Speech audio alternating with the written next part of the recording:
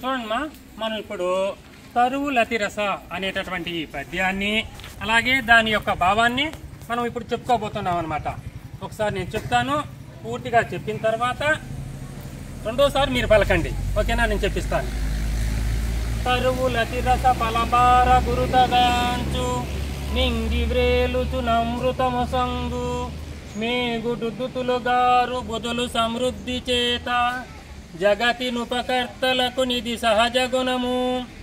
Okay, ఇప్పుడు చూడండి మా, మీరు పలకండి, నేను చెప్పిస్తాను, ఓకేనా? తరువు లతిరస పలబార గురుతగాంచు తరువు లతిరస పలబార గురుతగాంచు నింగి వ్రేలుచు నమృతమొసంగు నింగి వ్రేలుచు నమృతమొసంగు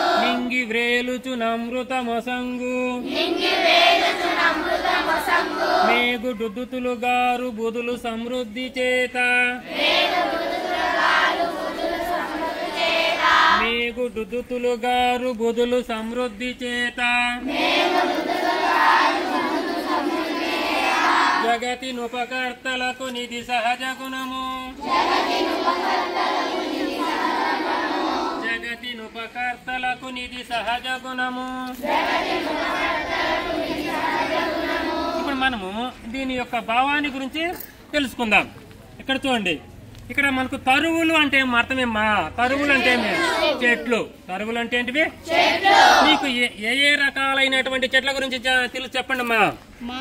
మామిడి చెట్లు, జామ చెట్లు, వేప చెట్లు, చింత చెట్టు, అన్ని రకాలైనటువంటి చెట్ల గురించి మనకు తెలుసు కదా. ఆ చెట్లు నిండుగా ఉన్నటువంటి ఆ పండ్ల బరువుతో కిందికి వంగిపోతాయట.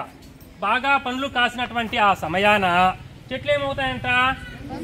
కిందికి వంగిపోతాయి. మామూలుగా ఆ చెట్ల కాయలు ఎక్కడికి కిందికి వంగుతాయి, పైకి వంగుతాయి మా? కిందికే వంగుతాయి అన్నమాట. కానీ ఒక్క చెట్టు కాయ మాత్రం పైకి కాస్తుంది. ఏ చెట్టో తెలుసా మీకు? అదే తెలుసా? ఏ చెట్టు అది? అరటి చెట్టు. తెలీదు? అరటి చెట్టు మీకు తెలుసా?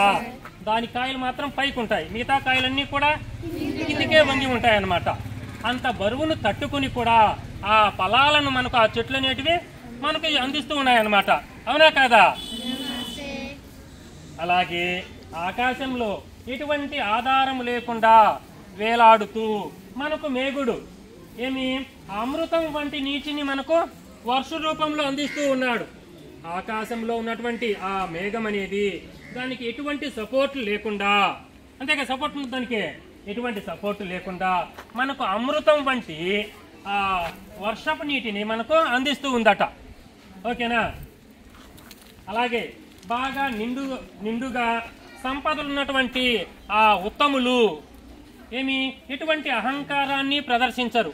బాగా డబ్బున్నటువంటి ఉత్తములు ఎటువంటి అహంకారాన్ని ప్రదర్శించరట.